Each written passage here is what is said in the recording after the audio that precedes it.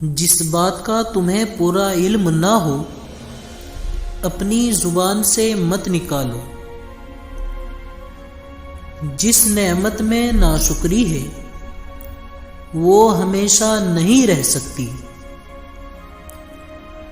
اصلاح نفس کی ہمیشہ کوشش کرتے رہو تاکہ ہمارے اندر اچھی صفات پیدا ہو۔ جس قدر ممکن ہو لوگوں کے ہجوم سے بچو، اس طرح تمہارا دل سلامت رہے گا، نفس پاکیزہ رہے گا اور جسم کو آرام ملے گا۔ جس طرح تم کسی کو اپنے حسن و اخلاق سے دوست بنا سکتے ہو، اسی طرح برے اخلاق سے اپنے دوستوں کے مخالف بھی بن سکتے ہو۔ ہر قسم، ہر طبقے کے لوگوں کو پہچانو اور ان کے ساتھ مناسب برتاؤ کرو۔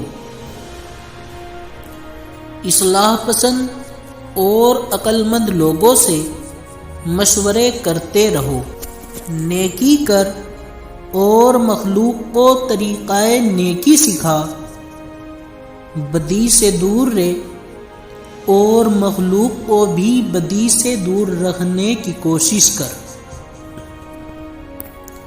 رات میں آہستہ آہستہ باتیں کرو تاکہ کوئی تمہارا دشمن تمہاری بات سن کر تمہیں نقصان نہ پہنچا دے۔